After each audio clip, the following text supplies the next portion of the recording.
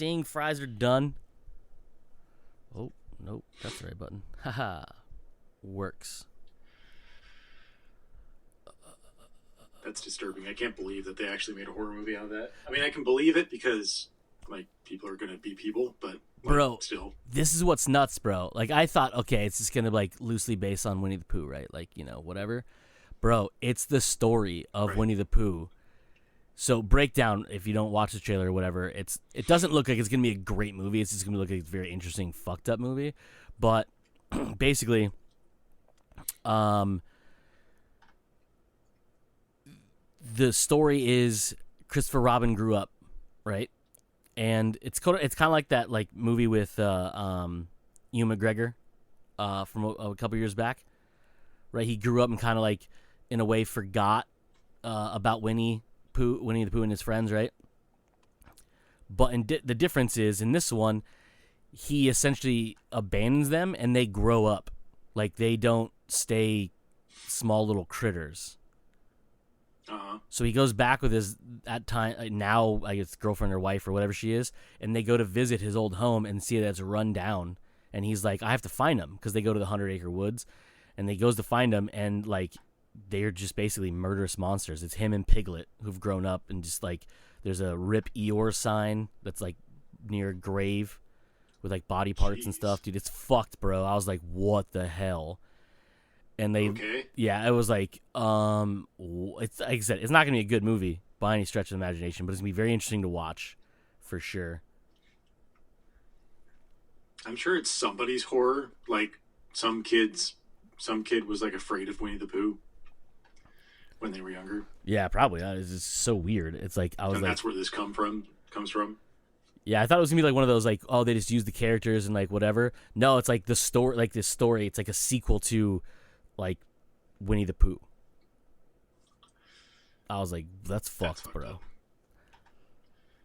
But watch the trailer. For those just in you case. Don't know, the reason why they can do this is because this past year Winnie the Pooh entered into the public domain. So that means those characters are up for grabs for anybody that wants to actually put them into movies and whatnot. Yep. The only ones they can't use are the ones created by Disney because they own those ones. But the original story can be utilized however they want. Right. That's so messed up. I'll watch that later. Yeah, it's pretty fucking gnarly. Did I save any stories this week? Did you? Did you save any stories this week? Don't remember. I do. While this is loading, there is a rumor that I heard last night. Okay, I'm waiting. I was about to go to bed, and I was just flipping through the YouTubes, looking for like a 5-minute little thing to watch just before I finished the night out. And for some reason, the YouTube recommended this channel called some Sidetrack or something like that. It's some dude, his YouTube channel that he runs. Very low budget, it looks like, but he's a nerd for all things sci-fi. All right, I'm in. Apparently, there are 2 rumors out there right now. One is that the creators of The Expanse are working on a spin-off show right now. So it would be a show that would take place in the Expanse universe and bridge the gap that happens in the 30 years between Series 6 and Series 7. That was kind of a more well-known rumor at this point in time. However, another rumor popped up. Apparently, a guy, and take all this as the grain of salt. Even the guy was like, take this with a grain of salt. We'll see what happens in the next coming weeks. Apparently, a fan of his show reached out to him and says, "Hey, I know someone who's close to the production of The Expanse." And yes, the 2 creators are actually working on something right now. But it's not a spin-off. It's actually season 7 of The Expanse. Interesting. And their idea is that it's not going to take 30, it's not going to take place 30 years in the future. It's not going to do that time jump. It's going to take place 3 years. Okay. Between season 6 and season 7. Not actual years, but timeline years. Yeah. And that production is supposed to start September. So next month, with the aim of having it done for Christmas of next year. That's the rumor I heard last night.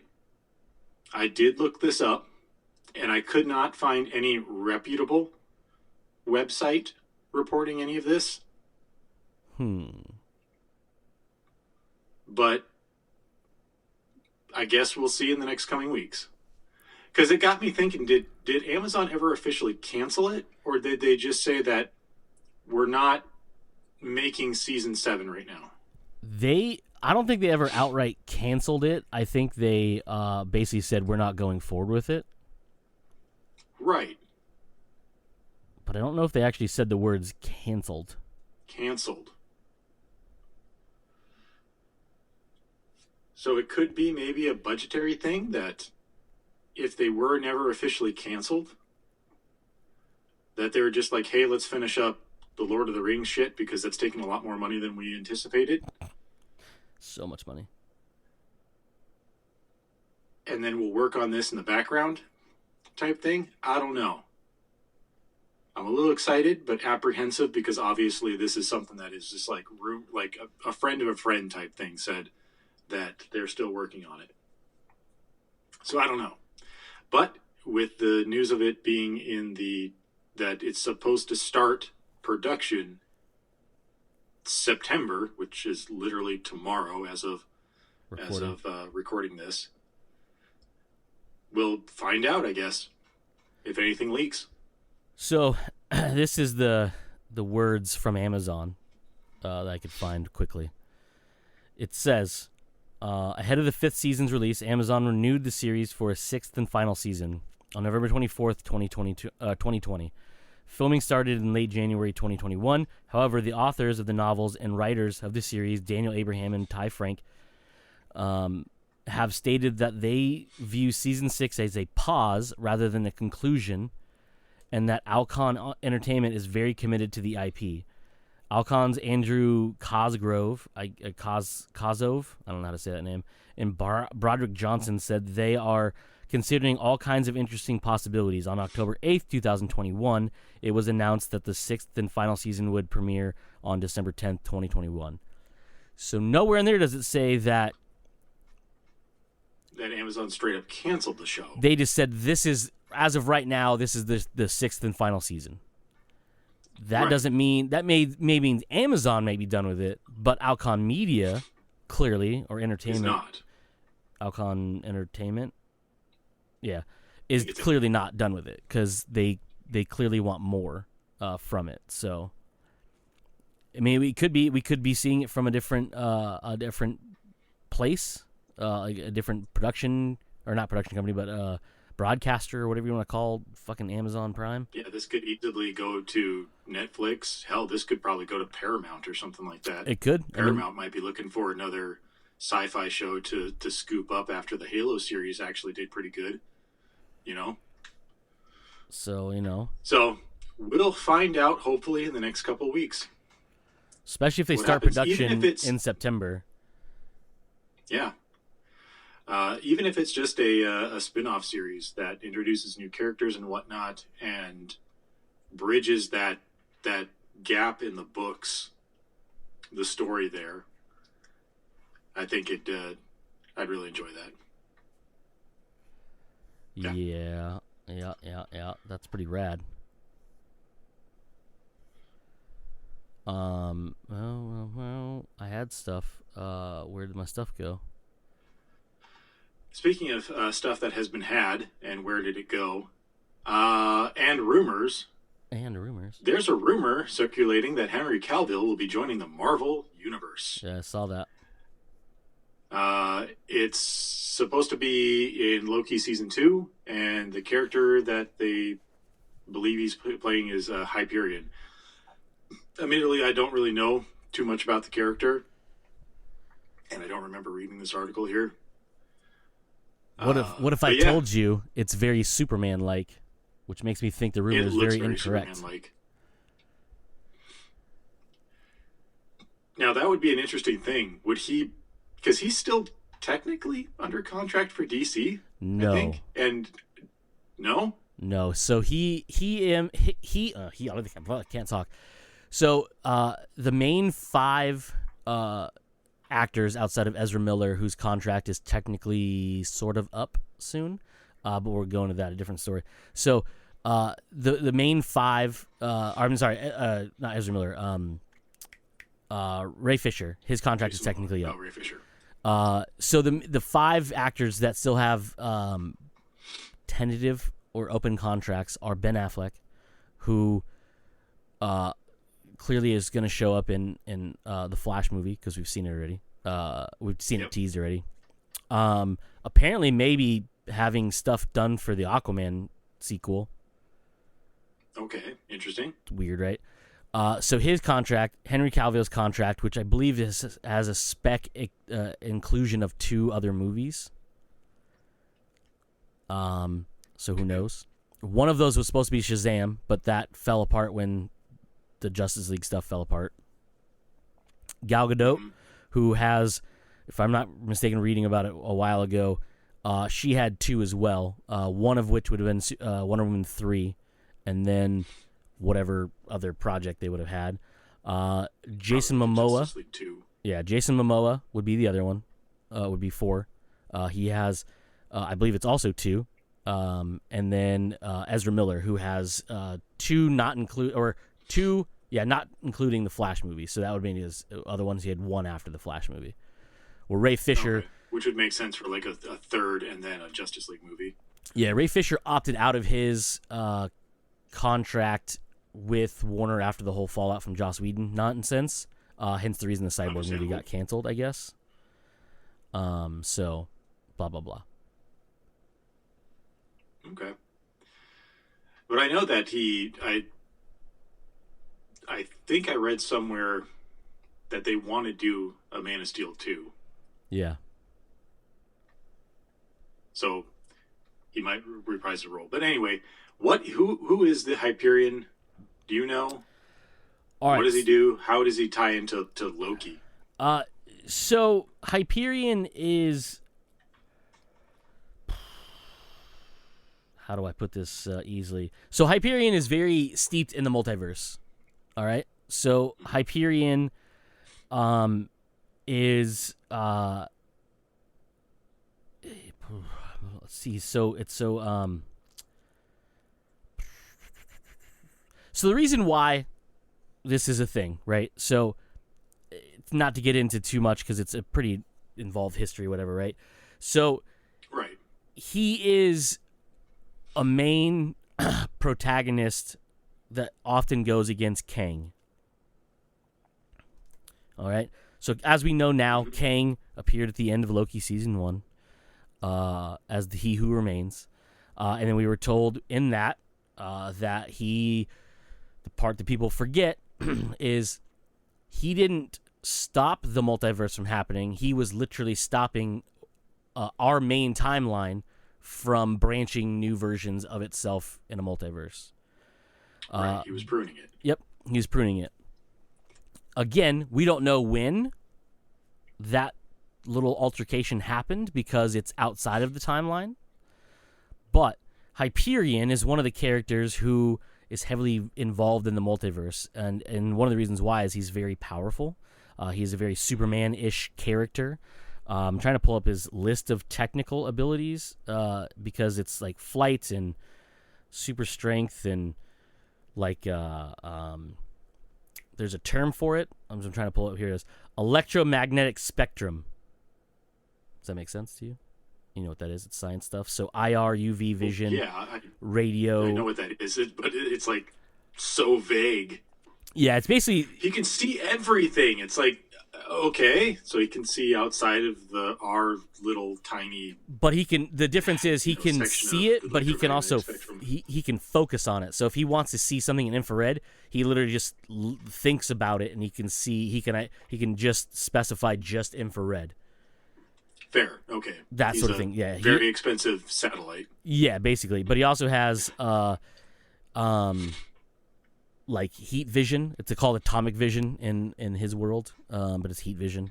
Right, because it would be a copyright infringement. Yeah. So there's different versions, and there's even a version where he's like a bad guy. But he was part of a group called the Squadron Supreme. And he was, I believe, if I'm not mistaken, I think he was a Ultimate Universe creation. I'm trying to remember if that's correct or not. I might be wrong. Well, I say the one that everyone like kind of goes by now is more of the Ultimates version, I think. I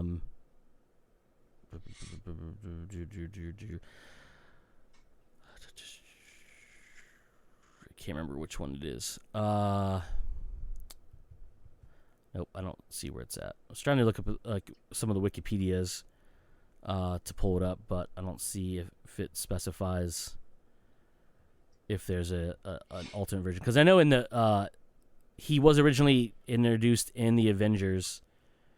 I just don't remember where it was, but he's had multiple versions in different Earths. There's like a Earth 712. There's an Earth 31916. There's a Earth 13034. There's a ton, obviously. Supreme Power was released in 2003. I know that much. Blah, blah, blah, blah, blah. I know in the article here it says Hyperion is portrayed in many different ways in the comics, but in relation to Kang, the villain is a member of the Squadron Sinister, Marvel's evil version of the Justice League, that was assembled by the Grand Master to battle the enemies of Kang the Conqueror, the Avengers. That's what I was trying to find, was the Squadron Sinister. I couldn't remember what it was called, but it's very simple to remember now that my brain's thinking about it. Yeah, so it's one of those ones where in one version he is a bad guy, like I was saying. There's that, and it's very involved with Kang. I was trying to work my brain enough to remember it, but you found it before I did. Right, because this isn't a character that probably everybody really thinks about. Yeah. So it'll be interesting to see, because obviously, like, Loki Season 2 is probably going to have a lot to do with Kang, because if we all remember, our that's where we left off. Hero, Loki, ended up in a multiverse version where Kang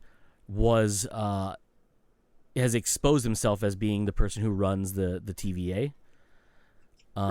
Versus where he was hiding behind fake creations that were running it.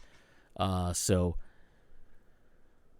it'll be interesting to see if that's actually a thing, because that would give Loki Season 2 an actual villain to go against, or villains, depending if they do the Supreme or Squadron Sinister.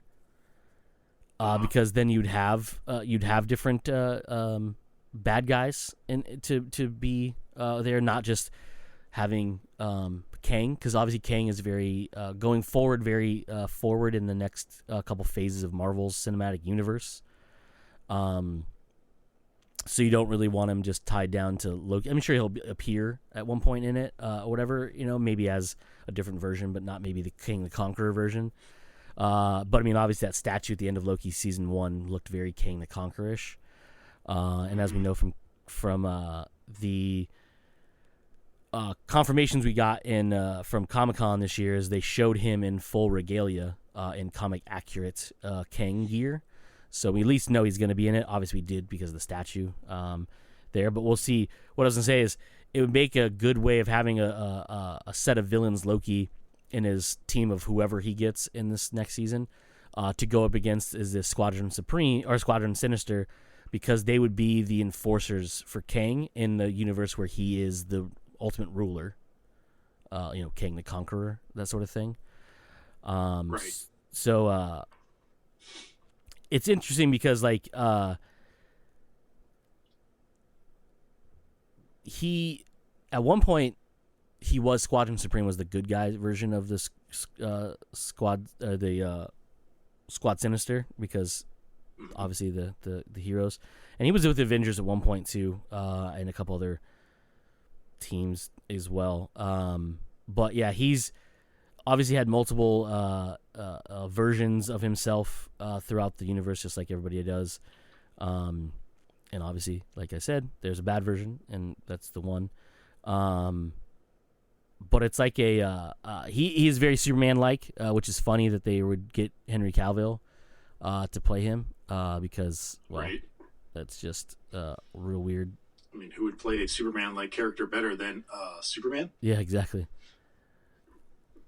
So it would be interesting if they got him. I would just say it'd be kind of shitty for him to do, like he obviously wants to do more roles, but maybe he's super into that that kind of character. I guess maybe he might even be down with Hyperion as a character. It'd be interesting to see. I mean, he made a really good bad guy in the Mission Impossible movie, so that's Yeah, I cool. was going to say he hasn't really played very many bad guys, so it might be interesting to see him as a full-on bad guy, super villain. Yeah.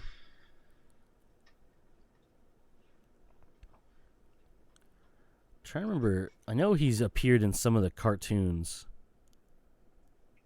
Oh, did he? The Superhero Squad show, I think, is that Super Never even Kitty heard of one. Avengers Assemble, he showed up in that one, alongside the Squadron Supreme.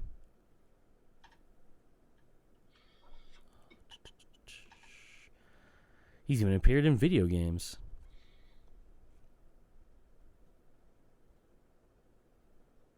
Oh, he was a DLC character in Lego Marvel's Avengers. That's funny. Wow. Okay, that's a poll. Yeah. Oh, his Earth, the Hyperion version of him, the Earth 13034 was the version that was in the mobile game Contest of Champions. Okay. And I mean, depending, I don't want to say depending on this or whatever, but like, there's a big difference in costume wise between Squadron Sinister and Squadron Supreme Hyperion. One is a dope ass design, and the other one is real fucking dated. Trying to pull up so I can show you. So this is the kind of the one that everyone knows, which is the Hyperion or Marcus Milton of Earth 13034, which later joined the Avengers. So if you can see that one. Okay. So, yeah. And then there is the not so flattering OG-ish costume, which looks a lot like that. And that's more of the sinister version of it. But it all has to do with atomics. Like that's the reason he has like that symbol on there. Oh, that's really good. That's a fucking dope ass poster. That's pretty good. It's a cover they did for that one. So like I said, it'd be interesting to see how they do it, because like I said, the like Hyperion, much like Sentinel, which is another hero, he's very much overpowered, I guess you could really say. Yeah. I mean, super strength, flying, multiple types of vision, X-ray included, heat rays or atomic vision, as they say. Pretty much indestructible, like skin wise and things like that. So I don't know, man. It's very interesting. There's the Sentry. You can kind of see. Well, that's not a good picture of it. Sentry's another character that's very similar to him, like I was saying. Okay. But yeah, and I don't doubt they would do, but but it just seems weird that like Henry Cavill would just step into like a essentially just a evil version of Superman, just throw a mustache on him, type thing. Right. But I don't know. It's just interesting because the characters are so similar, and if he's gonna be the villain version, that the way it sounds, because obviously with Loki going against Kang, along with everybody else, but it would be an interesting thing to see if we got a Hyperion versus Hyperion fight at one point down the line, and have an evil version fight the good version.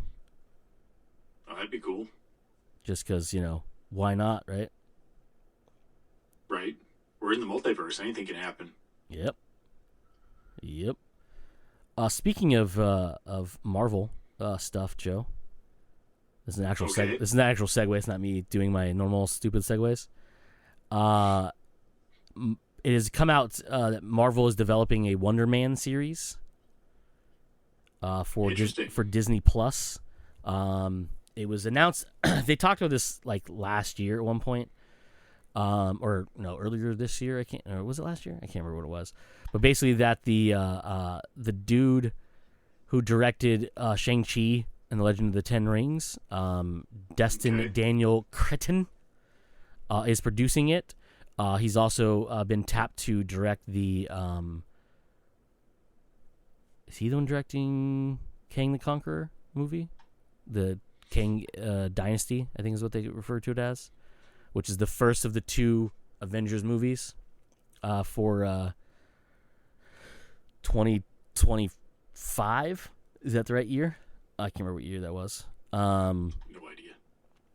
Yeah, so this is early, and we're not getting into like 20. We're not getting the One Man Show until 2024, I think they said.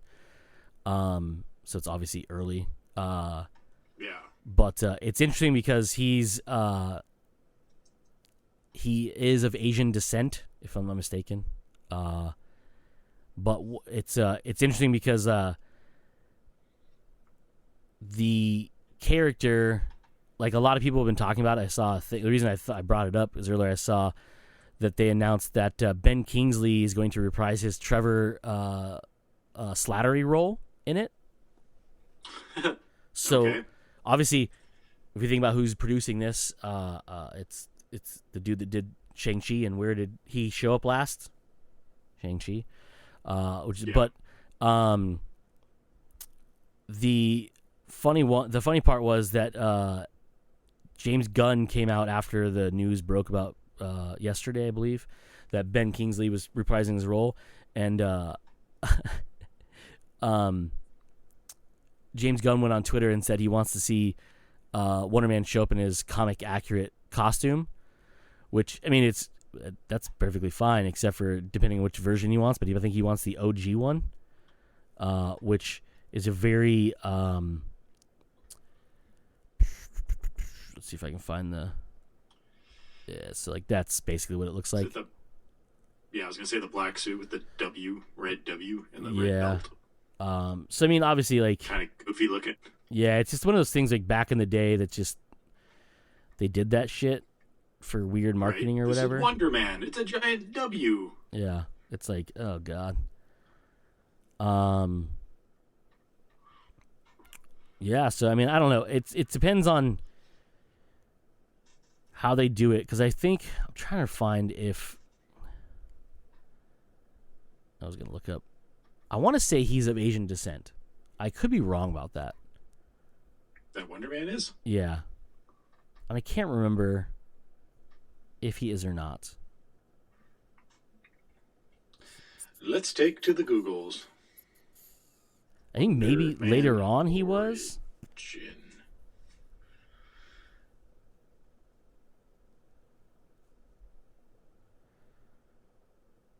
I don't remember. I love that Google corrects me to Wonder Woman origin. No, Wonder Man origin. But like the first link is to Wikipedia about Wonder Man. Bum, bum, bum. Oh, he has ties to King the Conqueror too. God damn, dude, it's all just. I forgot about Right? that. It's all just coming together. That's a lot to read. It's a lot about his actual creation.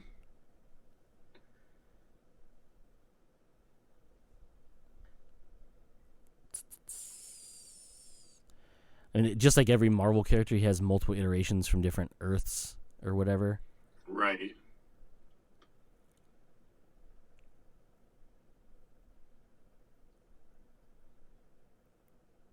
I swear. Oh, Exiles.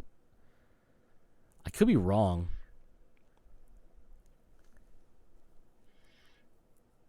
Yeah. Like trying to skim through this here, and I'm not really seeing anything. The fictional character biography on Wikipedia Yeah. says he's the son of rich industrialist Sanford Williams, owner Yeah. of Williams Innovations. Yeah. He's kind of like a, in a way, he's very Iron Man-ish in a way. Like he's super smart and super rich, but he gets irradiated. I think. Let's see, Fucking where remember. does it go to that? Well, it says that Simon inherits the mutations factory. Oh, after his father's death. Yeah. I don't even. What's a mutation? Did they literally just make mutations in a factory? If I'm not mistaken, it was a company that made an enzyme or a drug or something that helped you boost your mutation. So you could, like, if you had a latent mutation, you could like evolve it farther up or something like that, or maybe it was to kill it off. I can't remember what it was. So it says here that where is it? So Simon inherits the mutations factory, but the company's profits fall due to its biggest competitor, Tony Stark, and his company, Stark Industries. On the advice of his brother Eric, Simon tries to embezzle funds from his company, but is caught and incarcerated. Simon blames Stark for this and accepts the proposition of master villain Baron Heinrich Zemo Yep. after the Enchantress pays his bail. As a pawn is as a pawn. Jesus Christ, this sentence sucks. After the Enchantress pays his bail, as a pawn is required to infiltrate the Avengers. The desperate Simon Williams agrees and is transformed into an ion-powered being with superhuman powers. Yeah. So yeah, that doesn't really go into how he got it. Just like, bam, you're out of jail and bam, powers. But it's quite possible someone was huffing what they're making. Yeah. And he's even been like killed off a few times and brought back. Like, I do see the term zombie highlighted here a bunch of times. yeah, Scarlet Witch brought him during back. this- Kang brought him back one Yeah. time.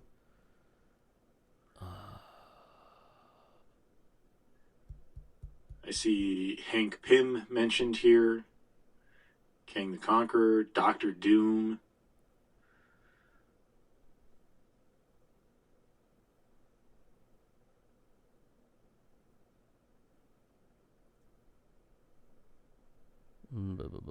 Oh, Wonder Man is blackmailed into working for S.H.I.E.L.D. during the Civil War storyline. Yeah.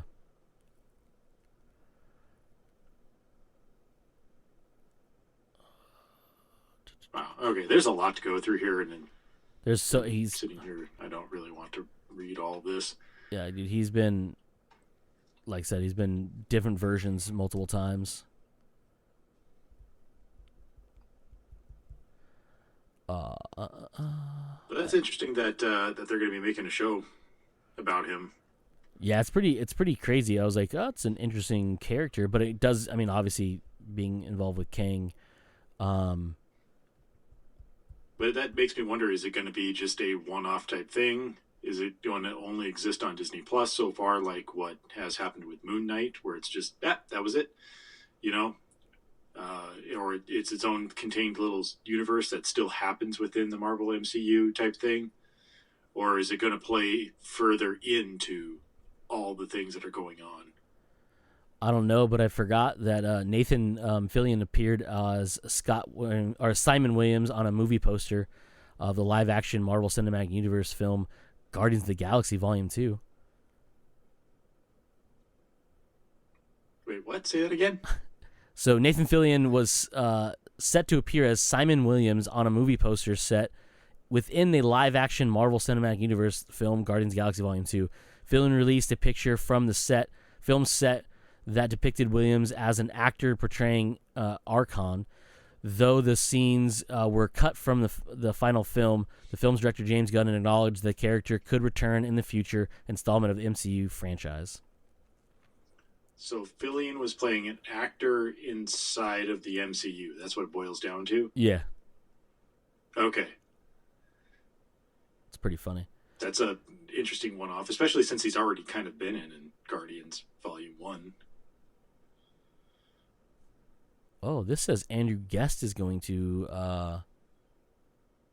Make a guest appearance? No, he's going to write and showrun the show. Interesting. Interesting indeed. He has a very... how do I put this politely? Interesting career. Such as? So he was a guest, I guess you could say, writer on several things. Hope and Faith, 30 Rock, on there, Community, a couple other things in there too. So he's a comedic writer? Yeah, for the most part, yeah, he's pretty involved in. I mean, and the character of Wonder Man could definitely be humorous in certain ways, but also very tragic in other ways. But yeah, he was. He did six episodes of. Am I counting right? Six episodes of Community. Which obviously, if you know anything about Community, the Russo brothers are very highly involved in that, and they probably know him very well. I would hope so.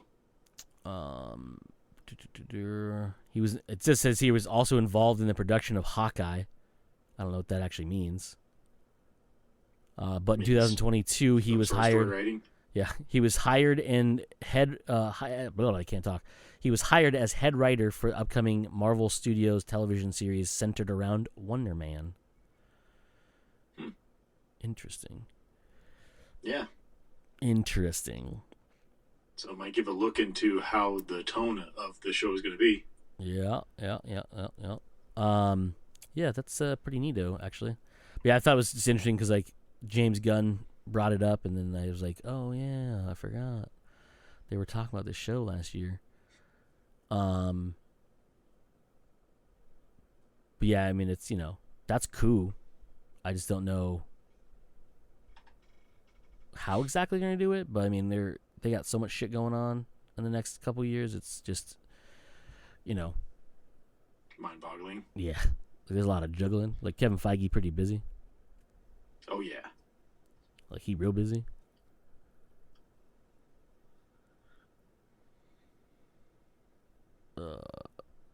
There was something else. You got anything else? Not really, I don't think. No. The final thing that we could talk about here. Go ahead. If you don't have anything else, because I don't really have anything else either. As we both have watched Day Shift. God damn it! I kept forgetting the name of that movie. I was like, what? What have we both watched? Yeah, man. What'd you think? I thoroughly enjoyed it. It is. It's. Correct me if I'm wrong. It is done by the same guys who wrote John Wick, or is it produced John Wick? Produced John Wick, and I believe it's one of the stunt dudes from John Wick. Okay. There are times where it is very heavily inspired by John Wick, like where he walks into the Union vampire shop, and you just see like the whole board of prices. Was it, or I can't remember what was on the board, but like It's this antique-ish looking board that just reminds me exactly of John Wick. Yeah. A lot of the action sequences remind me of it as well. There's not as many action sequences in John Wick in this movie as there is in John Wick, but that's because it's trying to set up a quite a bit different story here. Yeah. That is all to say that I thoroughly enjoyed it. It doesn't take itself too seriously, but the action and the what's the term I'm looking for? The world that they're building in here, it makes sense for it, and it is so much more. It is so much fun. Yeah. To watch. That's all it is. It's just a fun movie from beginning to end to watch. What did you think? I seriously dug this movie. I was so happy with it. Like when I first watched the trailer a couple weeks or months ago or whatever it was it came out, I was like, oh, you know, that might be fun. You know, kind of like you knew it wasn't going to be taking itself too serious because Snoop Dogg was a vampire hunter with a Gatling gun. So I was like, obviously they're not going to like. There's a lot of tongue in cheek happening in it, but you know it's also could be, you know, a good amount of fun. I was incorrect, by the way. I was looking up. He has nothing to do with John Wick, apparently. Very interesting. He does have quite a few good stunt roles and things and other stuff. The guy who created the movie, by the way, the director and the writer of the film. Sorry. So yeah, no, I thought there was a connection to John Wick. It could be from the producers of, but it's not J.J. Perry that has to do with it, because J.J. Perry is the one who wrote it and directed it. I could have swore like I saw something. It could be. I mean, because producers can be on multiple things, as we know from looking at stuff. Even Googling it, it shows from Screen Crush, just the headline says, Day Shift trailer, the John Wick team takes on vampires. So a stunning debut film for director, writer Remy Weeks. What? Remy Weeks? Who the hell's Remy Weeks? Yeah, it says long-time stuntman and stunt coordinator J.J. Perry has worked on many of your favorite action movies, including John Wick and John Wick Chapter 2, Django Unchained, and a couple of dozen movies. In recent years, he started to transition into working as a second unit director, contributing to projects ranging from Old Boy to The Dark Tower to F9. Now he's getting his first shot at directing a movie of his own. His Day Shift looks a bit like a mashup between Blade and something like Office Space. So directed by J.J. Perry? Yeah, that's his name. That's J.J. Perry. Yeah, so he was the stunt coordinator. That's what I thought, but I couldn't find anything about it on here. Hold on. Pull up.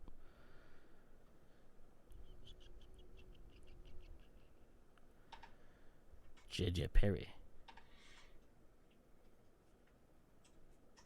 Supervising stunt coordinator, whatever the hell the fuck that means. Here it is. He's the supervisor that supervises the stunt coordinator. Yeah, I still don't know. Oh, he was also, he actually had an uncredited role in the first movie. Oh, cool. Bathroom security. So one of the guys got murdered.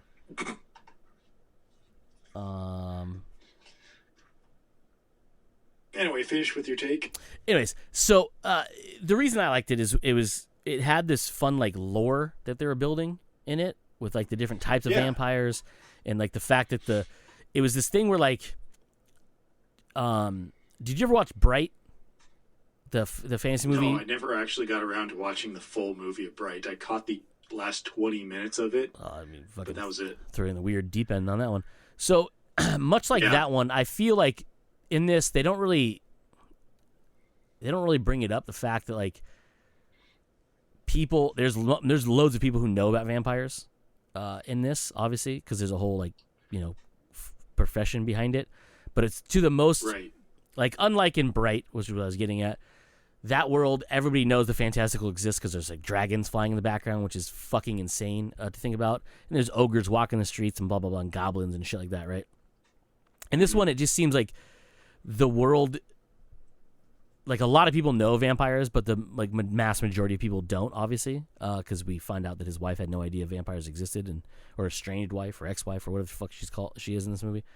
And then but like they act like the police kind of know, like, you know, like if police find like bodies massacred that could be from vampires, they're supposed to like let this group of people know.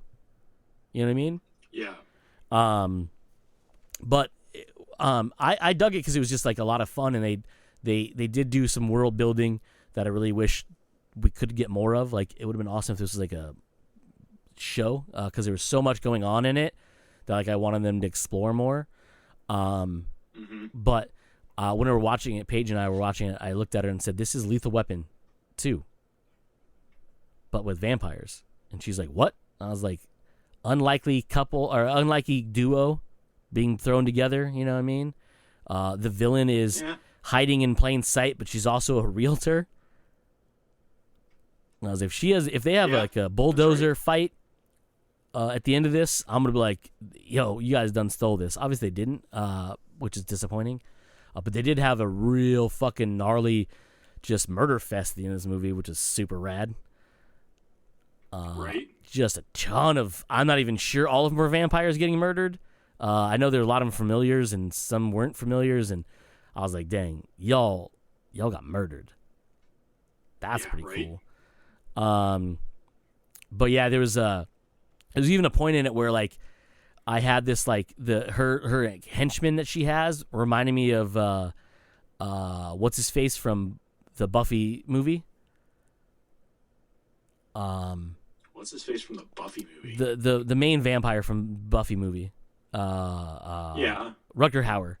The way he was like kind of like holds himself and like kind of walks around. What I was like, oh, and then he got his arms ripped off, and I was like, oh, that's like Pee Wee Herman from Buffy. That's cool, except for he died. But yeah, it was interesting because like there's a lot of things, like, not to like cut you off and not let you talk, but there's a lot of things in it that like I wanted more answers to, but like I was okay not like, getting what do you use the teeth for? Like, it's obviously a commodity, in some sense, because it's worth something. But why is it worth something more than just, hey, I killed a vampire, here it is, here's a trophy? I think it's more to prove that how old the vampire was, because the age of the vampire depicts the like the price of the head, I guess you could say. You know what I mean? Right. But it has to be worth it for a reason. Is there another market that they go and resell these on? Basically, is what I'm getting at. Like, there has to be the economy there for teeth. You can't just like sell it to a company and then what does that company do with it? They just fucking throw it away? Why? Where do they get their money from? They have to be like selling them somewhere else, or they have to be using them for some other thing. That's what I'm getting at. Yeah, I don't know. So there has to be more to that. Yeah. Well, there's also the thing that so obviously the main chick, spoiler by the way, if anybody hasn't seen this yet and is wondering, oh my god, they're gonna spoil stuff. We are.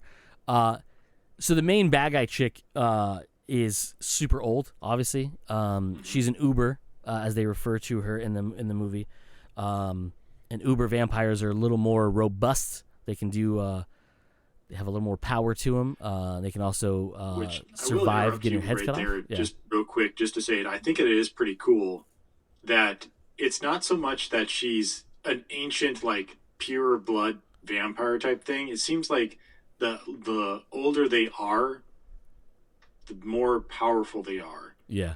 So she was obviously created when she looked like she was probably in her like 30s or something like that. But her daughter, because that was part of the beginning of the movie, is that her daughter aged normally for probably about 80, 60, or no, like 80 years or something like that. Yeah. Before she was finally turned. Yep. So obviously she's not a purebred vampire, but she gained more power as she got older. So once she hit like 100 years or something like that, you get more powerful, and she's able to like do more things than like a basic vampire a newly created vampire to do that. So I think that's pretty cool, and you don't rely on that like, oh, we're a pure blood race vampire that stretches back fucking all the way to the original creation of vampires. You know, we're not some half blood type thing. No, you are like, you can still get more powerful and whatnot. You just have to be able to survive long enough to be more powerful. Anyway, sorry, continue. So yeah, there's that. There was a lot of like obviously foreshadowing stuff with like a uber vampires are known to be able to like survive being beheaded. Mm-hmm.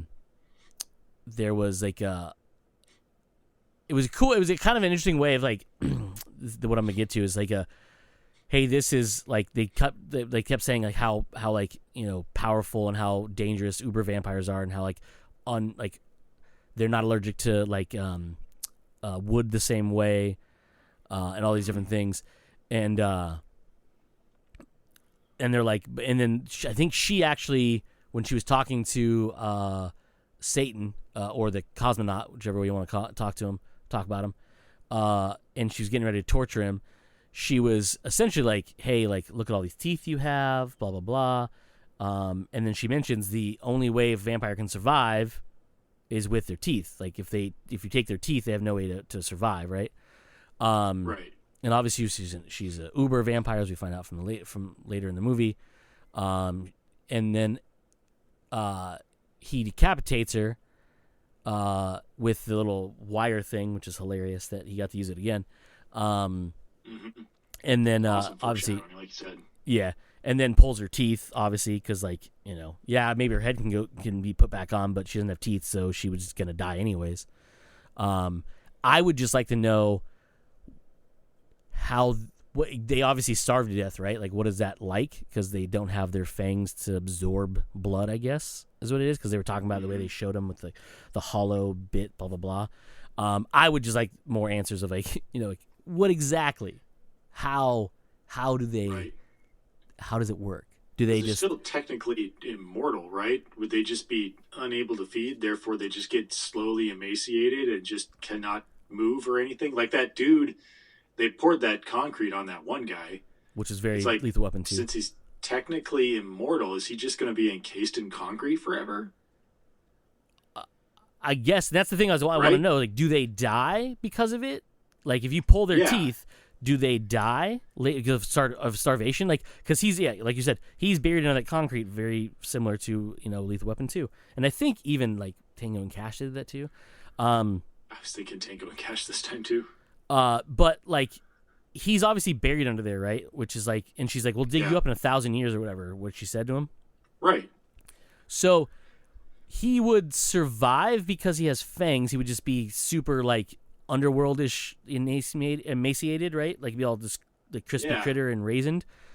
But if she got her fangs pulled and she could put her head back on because she's an Uber, would she survive and just always be a crispy critter and like raisin person? Or would she eventually die because of it? Like he's not feeding either, but he has his fangs. Yeah, and that's a question that I had too. I was like, I would like to know the answers, please. And the other thing too is, there's mention of like they're setting up potentially sequels in this movie, for this movie, because she mentions when she's talking to clearly the guy who she's taking over his business in L.A. of the realty and stuff. She mentions that like she doesn't care what the elders say or the old man says or whatever, and I'm like, so clearly there's there's someone above her, and I was like, are we gonna get a glimpse of him? We did not. Nope. But you know, we'll wait for the sequel. But yeah, no, I super enjoyed it. Even Paige liked it. Like, she thought it was real fun. She was, again, spoiler alert, she was very, at first she was very disappointed. She was very, very saddened by the fact that Dave Franco's character died. I was very shocked too. I was like, yeah, I was a little shocked too. And then I realized, oh, he's an Uber. His head's just gonna go back on. It's gonna be fine. They'll idle hands it and just duct tape it on for a little while, and he'll be good. Yeah. And they did, obviously. The one, this is my one complaint, and it was only. I mean, it could be complaints about other stuff. My one complaint is how fast he was able to do kung fu and karate and shit when he could turn into an Uber. Yeah, I just took that as like his realization of how suddenly limber he is and just able to do stuff. I mean, he wasn't like super Just, awesome at it, but he was like way more akin he to was it very, than like you think he would have been from a guy who like doesn't. If they would have set up earlier in the movie that like he does, you would think that there would be more that, there would be more, because when you start off his character, it's very skittish. It's very, honestly, it was a little bit annoying of how I can't even think of the term, but yeah, how Inept? skittish it was. What? inept. Inept. Not, I wouldn't even really say inept. It's just like he was very skittish and very afraid of actually doing the work. He was more of like, I just wanted to be a pencil pusher. But that's the point of like, he didn't really have that much of that arc while he was human to make him seem more badass, that when he did become a vampire, that he would be an even more badass type thing. So to have him become a vampire and be able to, like you said, be able to do kung fu and all that shit, was a little bit of a stretch. But I just took it as his realization of like, oh, I'm basically invincible and very flexible. So I'm just going to start doing stuff. That's the way I took it. Which is fine. I mean, like I said, it's not. It's my only complaint, but it's not like I'm like fucking. Oh my god, this movie sucks because of it. I just would have liked a little foreshadowing of like him in the beginning saying, you know, like Jamie Foxx says, "Do you have any?" I take kung fu as this is what I do to blow off steam once I get off work. I take kung fu classes and have Jamie Foxx be like, "You take kung fu classes." Yeah. And then obviously you could then have that payoff at the end when he becomes a vampire. Yeah, I get what you're saying. Absolutely. Yeah, so that was my only like. I really wish they would have set that up more to where he like, he says he's like the fucking 5th level black belt, but he's like a coward.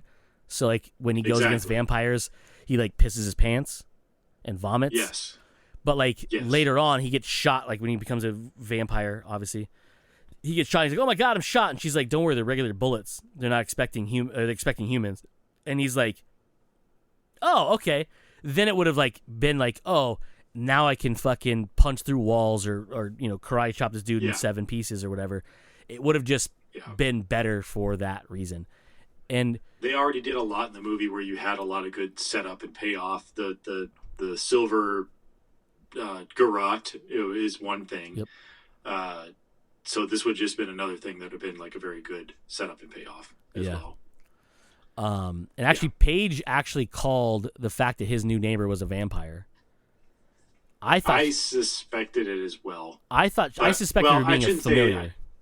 What was that? I thought she was going to be a familiar. Yeah, I was going to say I shouldn't say I expected her to be a full vampire. I expected her to be a familiar as well. Yeah. So I was like, oh, that's cool, I guess, too.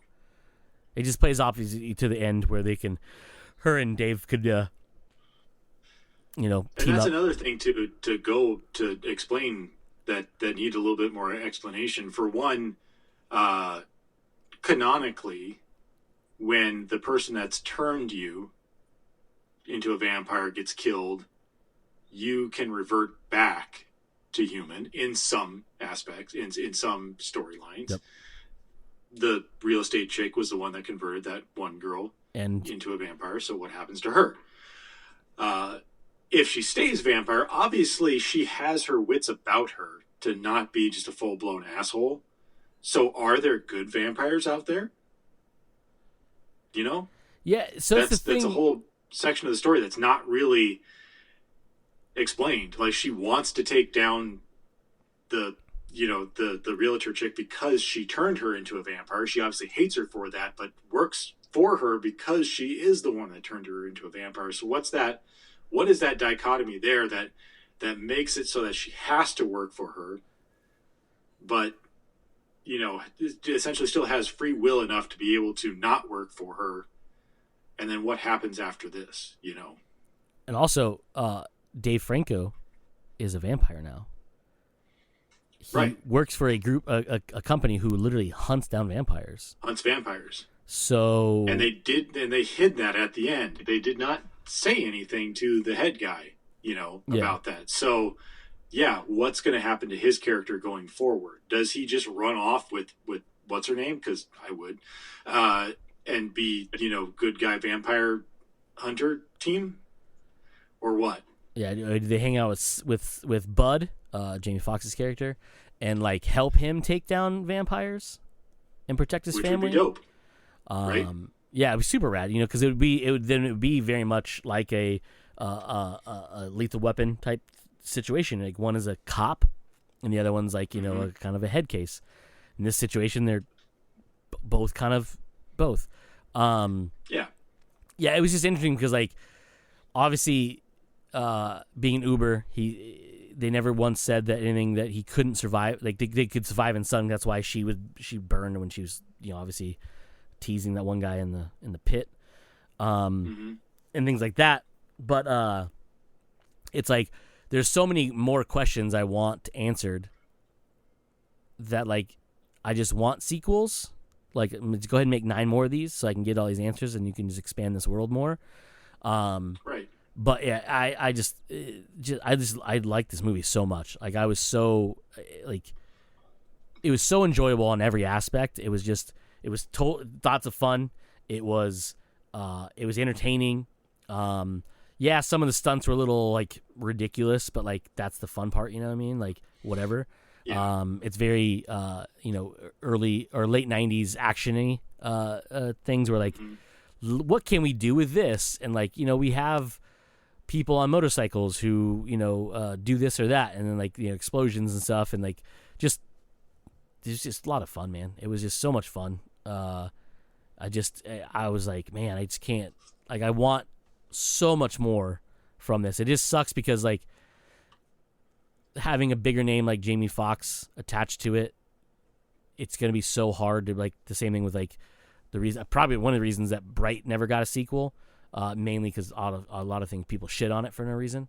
But like it had Will Smith attached to it, and Will Smith's a really big name, and to get him tied down for this first movie alone, but also like after like the negative reviews and how shitty people were, getting him to do a second one, and even though the fact they just so set up more movies down the line with that movie, this is the same boat where like they have a very big name star, a couple of them technically, and you set this up to be more, like so much more, but I don't know if we're ever going to get it. So, kind of the shitty thing about it is like, are we going to get more of this? Are we not going to get more of this? Can we please get more of this?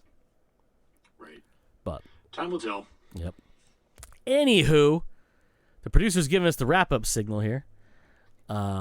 So that has been it for Comes Naturally. We have been Joe. I have been Cody, and as usual, you fuckers just came naturally. Bye.